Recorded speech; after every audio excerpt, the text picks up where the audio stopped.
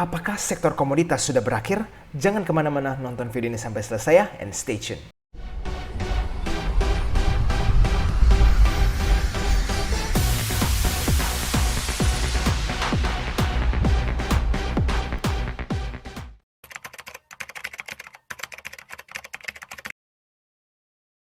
Oke teman-teman, jadi di video ini kita akan membahas beberapa hal ya, mulai dari The Fed Meeting yang sebentar lagi akan dilaksanakan, dan juga kita melihat apakah sektor komoditas ini masih menarik atau sudah kita harus pindah sektor lain.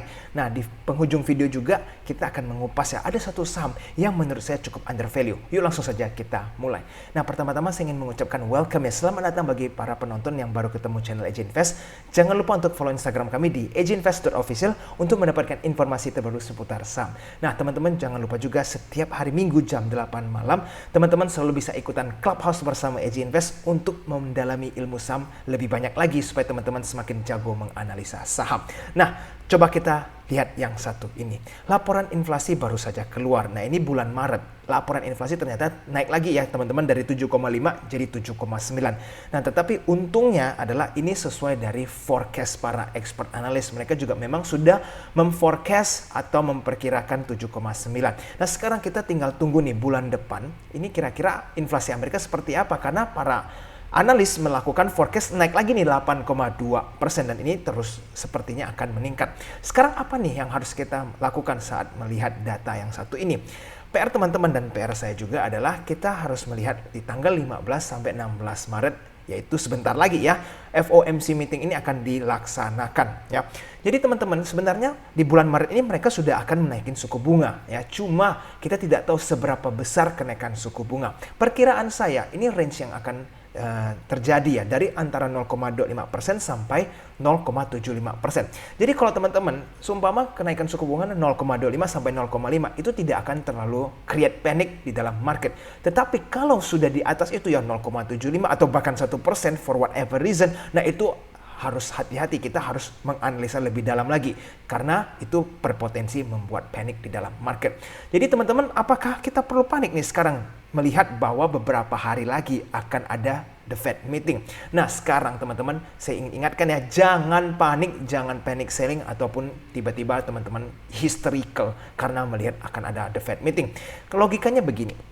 Kalau emang dana asing udah siap-siap nih mau masuk ke Amerika karena mereka mau naikin suku bunga, harusnya mereka sudah mulai cabut dana dari negara berkembang dan mereka sudah siapin cash untuk masukin ke Amerika, ya kan, itu logikanya. Tetapi kalau teman-teman lihat 1 bulan terakhir atau bahkan 3 bulan terakhir deh, ini asing belanja ke negara-negara berkembang. Salah satu yang dinikmati adalah IHSG. Kita Indonesia terus diborong sama asing sampai triliunan-triliunan ya beberapa minggu terakhir ini. Jadi teman-teman lihat ya, bahwa mereka ini mungkin sudah pasti memperhatikan hal-hal ini ya, kenaikan suku bunga sudah bentar lagi, tapi mereka merasa itu masih belum menarik dan justru berinvestasi di negara berkembang seperti Indonesia.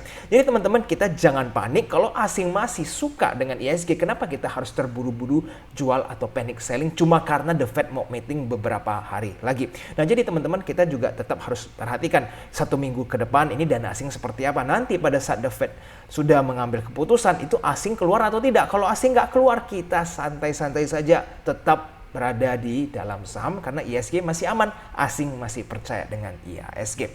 Nah, sekarang pertanyaan adalah apakah komoditas sudah berakhir nih? Kan komoditas ada coal, CPO, gold, nickel, dan oil. Nah, kita masih bisa beli kah atau kita hold atau justru kita sudah harus jualan? Nah, ini kita perhatikan terlebih dahulu detailnya ya.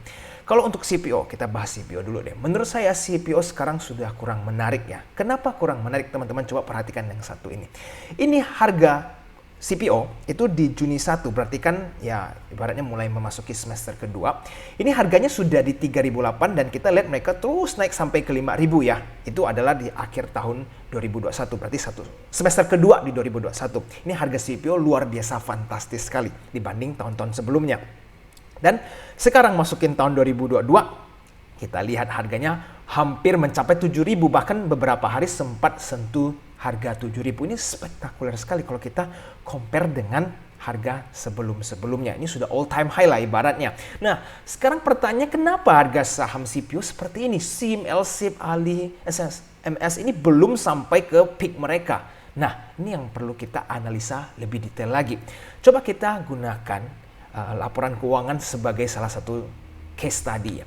Coba kita perhatikan performance-nya dulu, peak performance mereka yang tertinggi itu sebelumnya mungkin di 2017 ini karena data dari 2015 sampai 2021. Kita lihat performance mereka tertinggi ini di tahun 2017 di operating profit 958 billion ya, hampir 1 triliun. Net profit mereka 763 billion. Nah, sekarang kita compare dengan 2021 pada saat CPO ini super mahal ya. Performance mereka tidak ada lonjakan yang terlalu tinggi. Bahkan revenue mereka ini masih kalah di tahun 2017. Oke, benar sih profit operatingnya ada terjadi kenaikan dan juga net profit ada terjadi kenaikan. Nah, tetapi tidak terlalu jauh selisihnya. Padahal harga CPO-nya itu sendiri sudah sangat-sangat tinggi. Itulah yang menjelaskan kenapa harganya ini masih mendekati di harga 2017 untuk LSIP. Nah, sekarang bagaimana nih? Contoh, kita ambil Ali deh. Ali ini coba kita lihat peak performance mereka ya. Itu di kisaran 2017 juga. Operating profit tinggi, 3,1 triliun. Net profit 2 triliun, tinggi sekali ya. Di tahun 2017 itu harga Ali 13.150. Nah, kita bandingin di tahun 2021. Ini performance mereka bagaimana? Operating profit, yes, mengalahkan sih, tapi tidak terlalu signifikan. Dan net profit mereka malah sama. Padahal harga CPO, again, ini 3.000 lebih dan hampir mencapai 5.000 pada saat tahun 2021 kan semester kedua. Nah, kenapa mereka punya performance bisa seburuk ini padahal harga CPO tinggi sekali?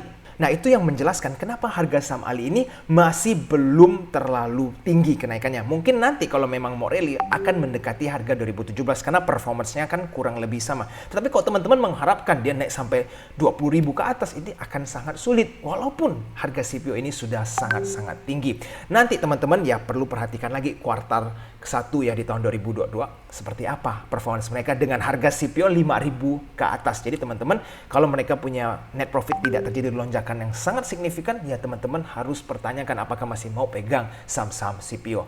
Jadi teman-teman terus perhatikan performance mereka CPO ya. Nah teman-teman kita lihat yang satu ini ya, DSNG ini juga CPO tetapi performance mereka sedikit berbeda ya karena ada terjadi improvement dari sisi revenue mereka konsisten naik, dari sisi operating profit ya walaupun ada naik turun, overall memang ada terjadi kenaikan ya. Kalau kita lihat dari net profit juga 2017 kan 585, tapi 2021 mereka sudah sampai 700, berarti naiknya lumayan besar ya, 30% lebih. Nah, itu juga menjelaskan kenapa harganya mereka juga sekarang udah 695 dibanding 2017 cuma 436 ya. Kurang lebih seperti itu. Jadi kalau memang performance-nya naik ya harga sahamnya akan naik. Mungkin ada investor yang memang mau menerima dividen nih dari saham DSNG ini. Nah, tetapi kalau mereka yang mau mengharapkan dividen besar dari saham Ali ataupun LSIP, nah ini mereka mungkin kurang tertarik, makanya harga sahamnya belum terjadi kenaikan yang sangat signifikan. Nah, sekarang coba kita go to oil ya. Kalau untuk oil teman-teman kita lihat ya, harga oil ini memang masih sangat tinggi ya, di atas 100. Nah, tetapi ada satu hal yang perlu teman-teman ingat. Kalau kita lihat di tahun 2008, 2009 itu oil kan memang sempat naik benar-benar peaknya di 140, tapi setelah itu dibanting sampai hampir mendekati 40 ya. Jadi ekstrim sekali. Memang kenapa? Karena harganya naiknya cepat ya pasti turunnya juga cepat. Nah, sekarang kita lihat fenomena oil juga terjadi mirip ya, di mana mereka itu cuma 20 tapi terus terjadi kenaikan dengan sangat cepat dan sekarang tahu-taunya sudah 110 aja pada saat video ini dibuat. Nah, jadi kalau teman-teman kepingin beli oil, ini harus sangat hati-hati. Kenapa? Karena kalau mendadak mereka memasuki fase downturn secepat ini, itu teman-teman akan nyangkut semua kalau baru mau beli sekarang. Kalau teman-teman pas beli saham oil, mereka di 60 atau di bahkan 70 itu mungkin masih aman, atau bahkan orang-orang yang mudah beli saham oil di 40-an sini ya. Cuma kalau teman-teman baru mau beli di 100 dan nanti harga oil mendadak longsor ke bawah ya, teman-teman sudah jelas-jelas siap sangkut di pucuk. Jadi kalau bagi para penonton yang baru mau beli oil, menurut saya resiko sudah tidak sebanding ya. Jadi teman-teman bisa perhatikan komoditi lainnya. Nah, sekarang nikel nih mungkin banyak yang suka dengan komoditi yang satu ini. Jadi kita perlu perhatikan secara detail. Nah, nikel ini salah satu sektor yang menurut saya sangat menarik. Kenapa? Saham nikel, ya salah satu Antam di Indonesia ini adalah salah satu saham yang sangat gampang terjadi euforia atau FOMO di saham yang satu ini. Kenapa? Coba kita lihat dari tahun 2020 semenjak Elon Musk itu tweet bilang mau kerja sama baterai listrik bersama Indonesia, itu harga saham Antam yang dari cuma di bawah 1.000 mendadak sampai ke 3.000. Itu cuma karena tweetnya dia ya, langsung euforia pasar terjadi, retail nggak ngerti apa-apa, langsung main HK sama Antam, dari 1.000 di HK, 1.500 di HK, 2.000 sampai 3.000 masih banyak yang HK dan akhirnya banyak yang sangkut di tahun 2020 itu. Nah, sekarang kita melihat euforia ini kembali terjadi ya, tapi kali ini bukan Elon Musk lagi. Tetapi yang satu ini kita melihat bahwa di harga futures LME nickel itu dari 30.000 sempat tembus 100.000 cuma dalam 2 hari ya. Jadi bayangin nggak harga nikel yang cuma ya belasan ribu, 20.000, 25.000, 30, tiba-tiba jadi 100.000. Itu euforia retail nggak karu-karuan dan banyak banget retail yang nggak punya barang mau menghakar sama Antam ataupun Inco. Nah itu yang menyebabkan teman-teman fenomena nikel kembali seru lagi atau ramai lagi ya. Nah coba kita lihat yang satu ini. Kita lihat nickel price ini stabilize around $48,000 ya per ton dan briefly topping at 100,000 mark for the first time di tanggal 8 Maret, enforcing the London Metal Exchange to halt trading. Ya, jadi teman-teman ibaratnya seperti ini karena harga nikel terlalu cepat naiknya dari yang 30.000, 40.000 sampai 100.000 itu mereka sampai suspend dulu karena apa? Terjadi struggling karena banyak yang kena margin calls ya. Itu tragedi sekali sih, banyak perusahaan yang rugi karena hal ini. Nah, jadi sekarang teman-teman PR kita adalah memperhatikan harga saham nikel ya. Karena kalau misalkan harga nikel ini nanti koreksi lah, ini tidak seharusnya setinggi ini koreksi. Dan kalau mereka koreksi di 30.000 dan mereka sideways di situ atau bahkan di 25.000 deh mereka sideways di situ, itu harga saham-saham nikel masih akan sangat bagus dan bahkan pelan-pelan akan naik. Tapi kalau teman-teman mereka bisa stuck di sini, wah ini teman-teman masih tetap bisa perhatikan lah. Nah teman-teman, coba kita pelajari dari sisi charting dulu ya. Ingat kan di tanggal 8 Maret itu pada saat euforia terjadi kan harga nikel mendadak lonjak sampai 100.000. Itu langsung euforia terjadi, volume nikel Antam khususnya ini sama Antam ya, ini gede sekali. Nah ini sampai sempat nih rally. Lalu setelah itu bandar besar keluar dengan sangat besar dananya dan akhirnya banyak orang yang sangkut di saham ini ya. Kenapa? Karena mereka FOMO, artinya begini. Kenapa mereka bisa FOMO? Mungkin mereka nggak ada saham Antam, lalu lihat nikel naik baru mereka mau menghaka sahamnya. Nah apa yang mereka lupa? Mereka tidak analisa dulu saham-sahamnya. Kita lihat beberapa hari sebelumnya itu beberapa minggu itu saham Antam masih di bawah 2.000 ya. Jadi teman-teman harus tahu ini banyak orang sudah average price di 1.800, 1.900, 2.000. Ini average mereka jauh di bawah. Kalau teman-teman baru mau belanja harga Antam di 3.000, ya wajar teman-teman kena nyangkut. Karena teman-teman average-nya tidak sebanding, risk reward tidak sebanding, tapi karena kena euforia, FOMO menghakalah saham Antam. Nah makanya saya bilang Antam ini harus hati-hati karena mereka ini gampang men-trigger FOMO di retail-retail di Indonesia ini. Jadi teman-teman ke depannya kalau mau belanja saham Antam itu selalu analisa dulu ya.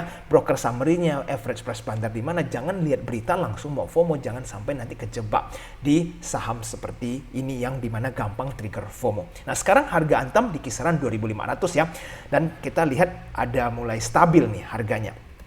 Sekarang gini teman-teman, apakah Antam dan Inco udah jelek nih? Apakah semuanya sudah harus exit, yang sudah profit exit ataupun yang baru mau belanja? Nggak boleh nih karena nikel sudah sangat jelek. Nah ini menurut saya sih seperti ini ya. Bandar ini lagi mencoba memakan pencopet atau scalper dulu ya. Yang coba men-scalping di saham ini biar mereka habis CL baru nanti pelan-pelan akan bisa ditampung lagi.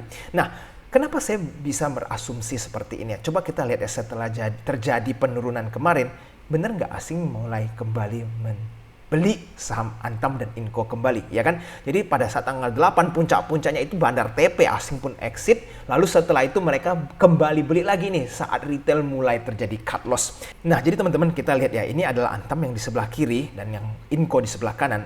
8 Maret Inco justru asing langsung TP ya.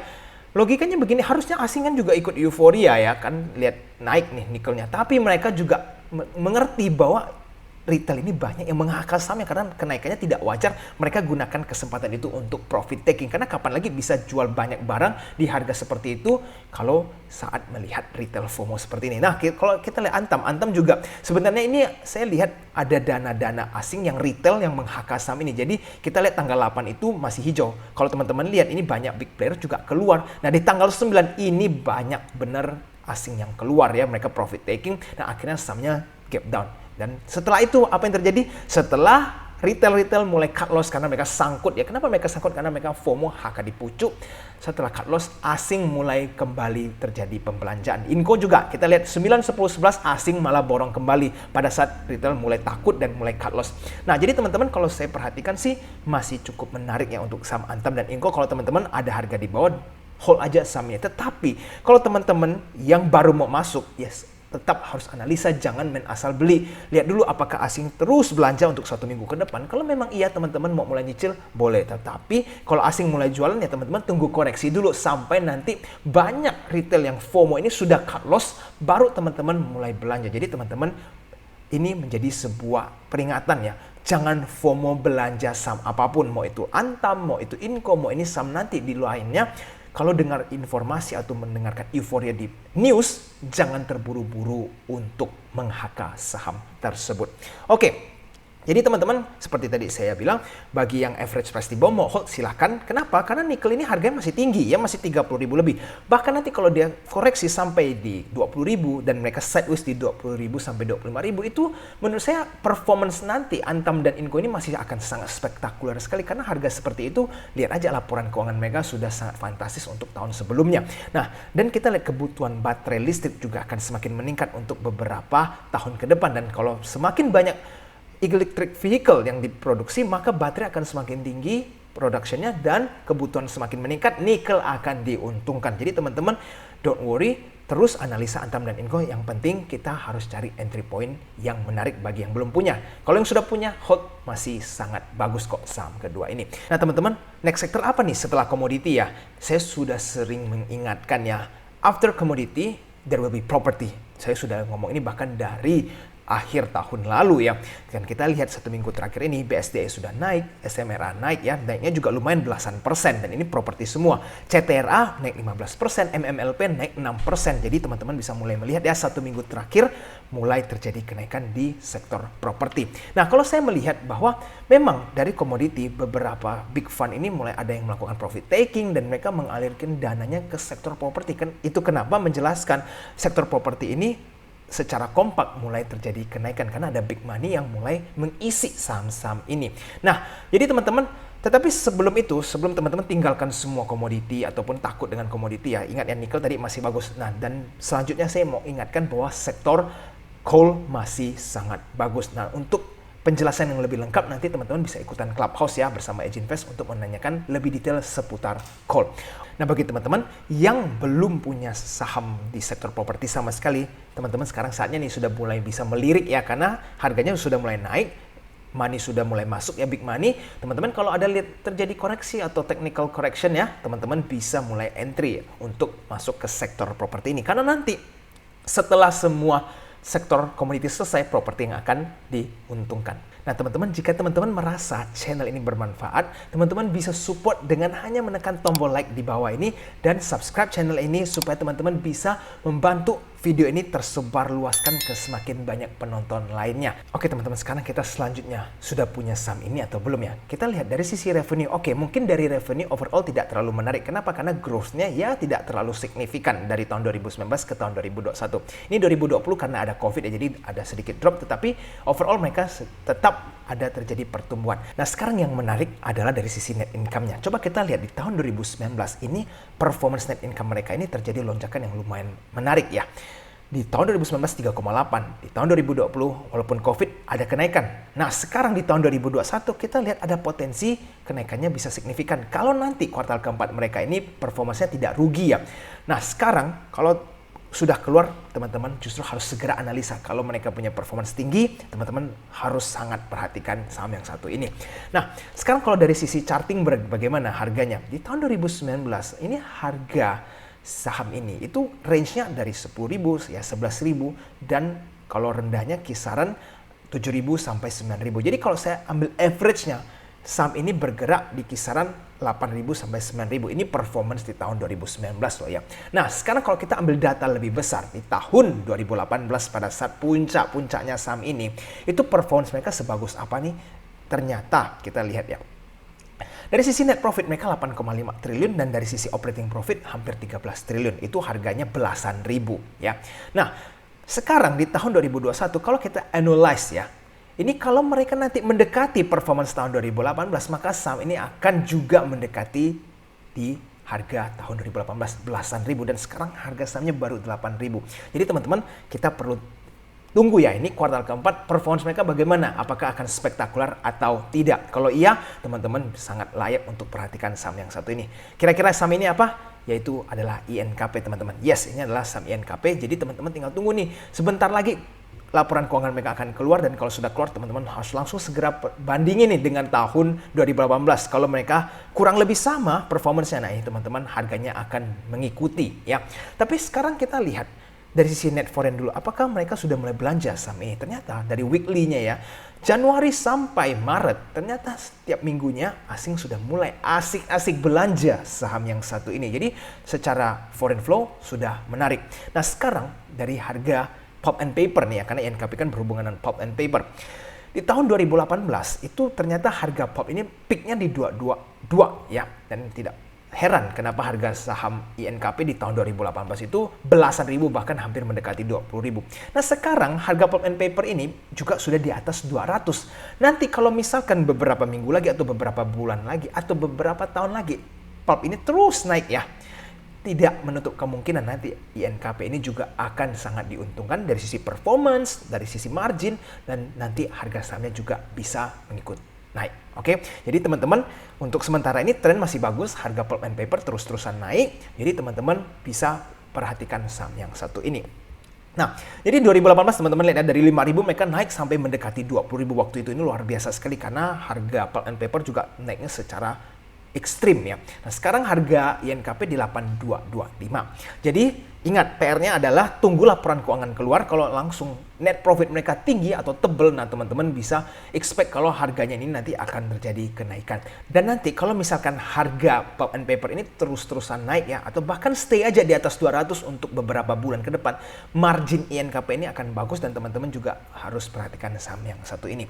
Nah teman-teman ingat ya, saya tidak mengajak teman-teman untuk langsung borong saham ini besok, langsung semua mau belanja saham ini karena lihat saham ini menarik. Tidak seperti itu ya. Tapi teman-teman, yang teman-teman bisa lakukan adalah pelajari lagi, analisa kembali dari sisi fundamentalnya, teknikalnya, dan khususnya bandarmologi seperti apa saham yang ini, baru teman-teman ambil keputusan dengan tenang mau belanja atau wait and see. Atau mungkin teman-teman yang suka mau tunggu koreksi dulu di bawah 8.000, silakan. Jadi teman-teman ingat pelajaran yang tadi yang antam ya, jangan FOMO saat belanja sebuah saham, terus analisa baru pelan-pelan ambil keputusan.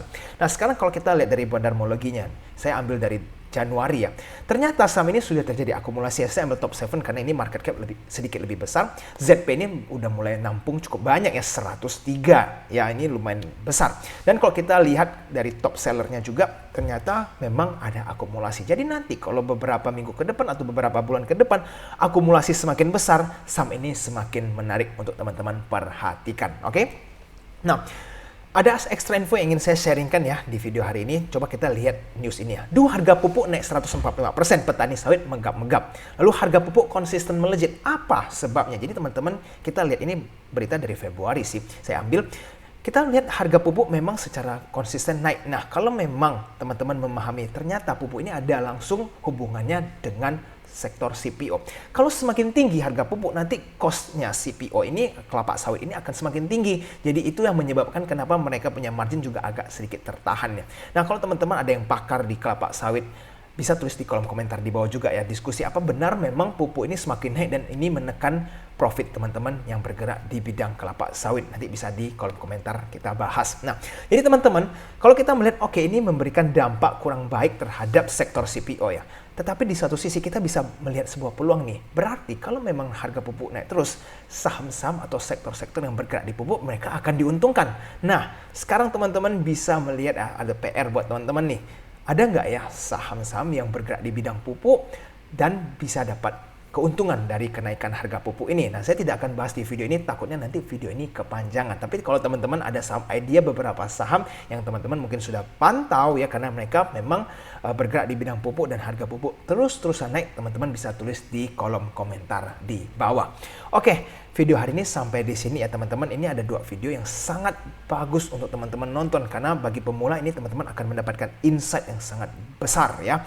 Red issue, belajar tentang red issue teman-teman, banyak banget red issue di tahun ini. Jadi kalau teman-teman nggak ngerti, sebaiknya nonton video ini supaya teman-teman ada some ideas bagaimana cara kerja red issue, dan juga mempelajari tentang bandarmologi supaya teman-teman bisa menganalisa nih bagaimana cara menganalisa dari sudut pandang bandarmologi. Oke, jangan lupa untuk tekan tombol like-nya ya dan subscribe channel EJ Invest supaya tidak ketinggalan dengan informasi terbaru seputar saham. Sampai jumpa di video selanjutnya. I'll see you again next time. Bye-bye.